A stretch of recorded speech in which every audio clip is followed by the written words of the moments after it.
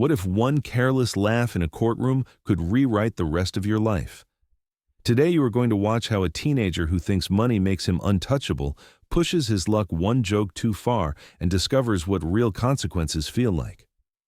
This is such a waste of time. Jason Mitchell does not mutter it under his breath. He throws the words into the air of the municipal courtroom as if they belong there, as if everyone else is the inconvenience and he is the show. 17 years old, designer sneakers, a leather jacket that still smells new, phone in his hand like an extra limb. He scrolls lazily, thumb flicking the screen, not even pretending to care where he is. The bailiff's jaw tightens. A few people in the gallery glance at one another. On the bench, Judge Frank Caprio does nothing more dramatic than adjust his glasses and look down at the file in front of him. The calm in his posture is not weakness. It is the stillness of someone who has seen tens of thousands of bad decisions walk through that door. Jason leans back in his chair, one ankle resting on his knee, the picture of bored entitlement. "Do we really need to go through all this?" he says to no one in particular. "He stopped me because he needed to fill some quota. We all know how it works." "Mr. Mitchell." The judge's voice is not loud, but sound arranges itself around it. Conversations stop. Chairs are no longer adjusted. Phones go dark. Jason glances up without lifting his head, as if deciding whether to answer a teacher he does not respect. "Please put the phone away and approach the bench," Judge Caprio says. Jason sighs theatrically and slips the phone into his pocket, careful to let everyone see how little he wants to comply. Then he strolls forward, hands in his pockets, shoulders loose and slouched, as if he is walking through a mall rather than a courtroom. He does not stand behind the podium so much as lean against it, like a kid waiting for a bus. "State your name for the record," the judge says. "Jason Mitchell," he answers. "You probably know my dad." A faint ripple moves through the room. In this city, that name does mean something. Construction contracts, charity galas, glossy photos in local magazines. Jason has grown up learning that doors open for people who never have to ring the bell. "Mr. Mitchell," Judge Caprio continues, "do you understand why you are here?" "Because Officer, whatever his name is, got bored sitting in his car," Jason says, giving a little shrug. "I was driving. He needed a ticket. He picked me. My dad's lawyer will clear it up like always." There's a small gasp from somewhere in the second row. The public defender assigned to Jason shifts uncomfortably, as if he wishes he could disappear into his chair. The judge lifts his eyes from the file and looks directly at Jason. There is no anger there, only a careful, measured attention. "You are here," he says, "because according to this report, at 3:17 in the afternoon, you were driving at a speed of 87 miles an hour in a school zone where the limit is 15. Dismissal hour. Children crossing." For a fraction of a second, something flickers in Jason's eyes. His posture tightens, almost imperceptibly. Then, the smirk slides back into place. "Like I said, he needed to make his numbers." "In this courtroom," Judge Caprio replies, "money and sarcasm do not change physics or distance." He turns a page in the file. "The officer's dashcam places you within a few feet of the crosswalk. A crossing guard reported that several children were in the street at the time.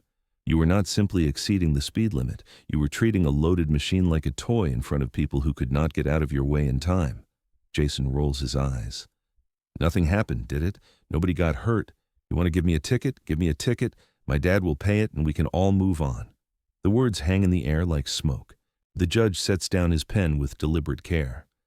"You did not hurt anyone that day," he says quietly. "That is true. But that is not a defense, Mr. Mitchell. That is luck." Something in the way he says the word makes the room lean forward. Jason shifts his weight, just enough to betray that he feels the attention. "And luck," the judge adds, "has a habit of running out when people confuse it with entitlement." He closes the main file and opens a thinner folder beside it. The edges of the pages are crisp, freshly printed. "Before we go further, there's another piece to this story you seem to have forgotten." Jason forces a laugh, louder than before. "Let me guess. You're going to give me a lecture now?" "Not a lecture," Judge Caprio says. "A reminder." He taps the new folder. "Text messages you sent minutes before Officer Martinez stopped you. Messages obtained through a legal process and shared with your attorney." Would you like to refresh your memory yourself, or shall I read them aloud? Jason's smile freezes. His fingers flex on the edge of the podium. I send a lot of messages, he says. I do not remember what I wrote. For a moment, the judge simply regards him. The courtroom is absolutely still. Somewhere in the gallery, a chair creaks softly as someone leans forward. Then allow me, Judge Caprio says. He lifts the first page from the folder. There's a tiny hitch in Jason's throat, almost too quiet to hear. Before we hear what he sent, the unseen narrator cuts in, do one thing. Pause for half a second and hit subscribe and like, because what you are about to hear in his own words will make the next 10 minutes extremely uncomfortable for him and uncomfortably honest for you. The imaginary click has barely happened when the judge begins to read. At 3:12 in the afternoon, Judge Caprio says, voice level, you sent this message to 3 of your friends. Quote, watch this, going to see how fast this thing goes in a school zone. Bet I hit 90 before anyone notices. End quote. The sound that runs through the courtroom is not loud, but it is sharp. It is the exhale people make when they hear something worse than they expected. Jason's fingers tighten around the edge of the podium. A flush climbs from his neck toward his ears. People joke, he says. It was just talk. 2 minutes later, the judge continues, ignoring the interruption.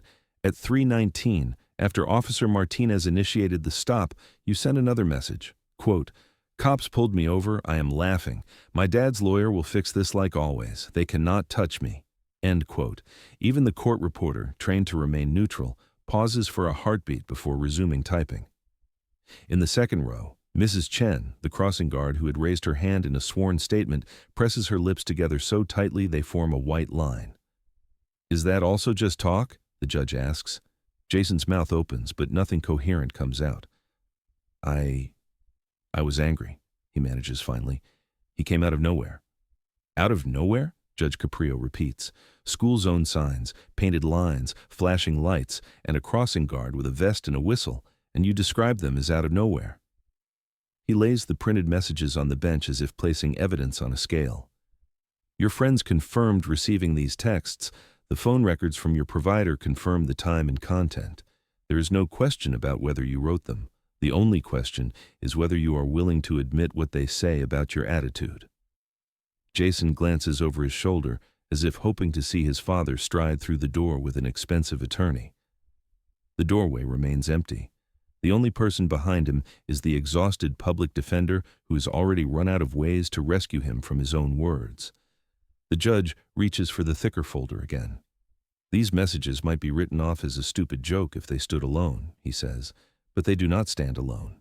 They form part of a pattern. He opens the folder so the pages fan out like a small white staircase. In the past 18 months, you have accumulated 17 speeding citations across 6 different states. 8 of those were in or near school zones. Your father has paid more in fines in that period than many families earn in several months. Jason swallows hard. This time he does not try to interrupt. On one of those nights, the judge continues, not far from this very city, you skidded through a residential intersection and clipped the back wheel of a bicycle. A murmur rises, then stills. The child on that bicycle, he says, walked away with bruises and a broken wrist. You were cited for reckless driving. The family did not pursue the matter in civil court because your father reached a settlement. You did not lose your license. You did not see the inside of a hospital. You flew home the next morning and posted a photo from the airport with a caption about how boring that town was. Jason's breath catches. The memory, pushed down for months, shoves its way back up, the flash of the bike in his headlights, the horrible jolt, the small figure on the ground, the way his father's hand had landed heavy on his shoulder later that night and said, "We handled it. Learn to be more careful, but do not dwell on it." I thought, he was fine, Jason says, voice brittle. They said he was fine. He was fortunate, the judge answers softly. Fortunate that your brakes worked. Fortunate that his helmet held. Fortunate that his body healed. But you did not change. You treated that boy's pain as an inconvenience that your father's money could smooth over. Now, here you are again, this time with children in a crosswalk and a phone full of messages about how untouchable you feel. The words are not shouted, but each one lands with the weight of a gavel. In the second row, Mrs. Chen looks down at her hands, remembering the day Jason's car tore through the crosswalk, the way little Sophie Martinez froze halfway across, her backpack swinging. The gallery watches Mrs. Chen's hands fold over each other, as if she could hold the memory still, as if holding tight enough might stop the image of a little backpack swinging inches from a bumper from replaying in her head. Jason follows her gaze without meaning to, then rips his eyes back to the bench, as if he can outstare what he has already done. The room is quiet in a way that feels physical, like a weight pressing on ribs. "But I did not hurt anyone," he says, grasping at the thinnest thread left to him. The words sound small now, swallowed by the wood and stone of the room. "Nothing happened." "You were lucky," Judge Caprio says. He removes his glasses, folds them, and sets them beside the file. "Luck is grace, Mr. Mitchell. It is not a shield, and it is not a plan." He nods to the clerk. The lights dim a shade as the screen behind the bench wakes. A wash of dashcam footage fills it. Late afternoon sun, the slow accordion of cars rolling past the school, the flash of a yellow vest moving children along. A whistle chirps, tires hum, then the camera picks up a shape in the far lane, silver and fast, the sound rising like a string snapping. Brakes, a horn, a child's backpack, a blur of blue, stops dead, the straps jerking as the body underneath freezes. The car jolts, slants, halts just short. The audio drops into an awful silence that is somehow louder than the noise that came before. Jason is not breathing. He realizes this when his chest starts to ache. He forces a breath in through his nose, out through his mouth, the way he will later teach a child to do before a needle. He cannot look away. The smell of burnt rubber blooms in memory, too vivid, too recent. He remembers the way the world went white for a second, the useless laughter that fell out of him when Officer Martinez stepped to his window, the reflexive cruelty that felt like control. The video stops. The lights recover. In the stillness that follows, the judge's voice is very calm. "Mr. Mitchell," he says, "look at me." Jason lifts his head. The judge's gaze is not angry, not triumphant. It is steady, and it is heavy with a kind of tired compassion that is more difficult to bear than scolding. It leaves no place for a joke to land and no room for a smirk to breathe. "This court is not interested in humiliating you," Judge Caprio says. "It is interested in preventing the day when there is no lucky pause in a video. The law allows fines and suspensions. Those will happen. But sometimes the only way to teach a person the shape of a consequence is to put them next to the people who live with consequences every day." He opens a clean sheet of paper and reads, not as performance, but as record. For reckless operation in a school zone at dismissal, the court imposes a fine payable within 60 days. Your license is suspended for 12 months. You will complete 100 hours of community service in the pediatric trauma wing of Providence City Hospital. At your next appearance 30 days from today, you will read a letter of apology addressed to those endangered by your conduct, including the crossing guard, the officer, and the child in the crosswalk. A small rustle moves through the room and dies. Jason's mouth opens, then closes. He does not argue. He does not ask for his father. He does not say that this is unfair or excessive or embarrassing. He swallows and nods once, the movement stiff and brief, like a boy learning how to own a mistake out loud for the first time. "Court is adjourned," Judge Caprio says, and the single strike of the gavel sounds like a door closing on a hallway Jason had lived in for too long. Outside, the day is bright in the way cold days are bright, light reflecting off stone and glass. Cameras blink, voices rise. Jason steps through them without answering. At the bottom of the courthouse steps, Officer Martinez stands with his hands in his pockets, watching the street. For a second, they look at one another. "You got a chance most do not get," the officer says, not unkindly. "Use it." Jason nods. The jacket that made him feel invincible now hangs heavy on his shoulders. He turns away from the microphones, away from the stairs, toward a crosswalk. The white man on the signal flashes to red. He stops and waits. There are no cars coming. He waits anyway.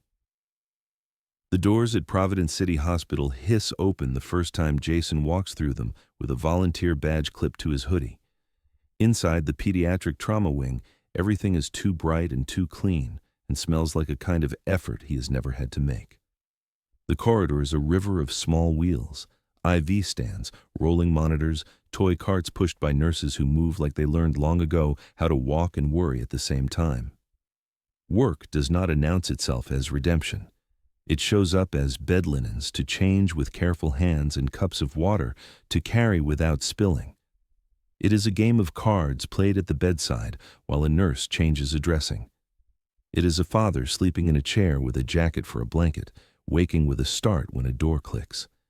It is Leo, 9 years old, leg in a cast like a white tree trunk, who learns to laugh again when Jason pretends to forget the rules and gets caught by a 5-year-old who never forgets anything. In the first week, a crayon drawing appears on the wall near the nurse's station, a shaky car with a big red X through it, and 4 stick figures holding hands at a crosswalk. Underneath, in letters that wobble and climb over each other, someone has written, "Thank you for stopping the car." No one explains it. No one needs to. Jason stands looking at it longer than he means to, the fluorescent light buzzing above his head, the floor cool through the soles of his shoes. The drawing stays in his mind like a small bell that keeps ringing after it has been struck. By the 3rd weekend, the staff no longer watches him like he is a punishment imposed on their schedule. They hand him charts without hovering. They ask him to walk alongside a girl taking her first steps after a month in bed. He matches his pace to hers, heel toe, counting quietly. When she needs to stop, he stops. When she wants to try, he nods and starts again. Time becomes something measured in the distance between 2 tiles and the breath it takes to cross it. One afternoon, in an exam room that smells faintly of orange cleaner and fresh paper, a small voice says his name. He turns and sees Sophie Martinez sitting on the edge of the table, knees scraped from a playground fall, swinging her legs. Her father stands nearby with his arms folded, worry softening into relief. "You drive slower now?" she asks. He smiles, not because it is easy, but because it is true. "Yeah," he says. "I do." She nods as if this was the only test that mattered and goes back to coloring. Officer Martinez meets Jason's gaze and does not say anything more. He does not need to. The room is full of all the words Jason does not have to hear again. The day of the return hearing arrives quiet, like any other day that changes something. The courtroom is the same shape it was before. The seal on the wall has not moved. The air vents hum. Jason stands straighter now, not to look taller, but to be present. The papers in his hands are soft at the edges from being folded and unfolded a dozen times.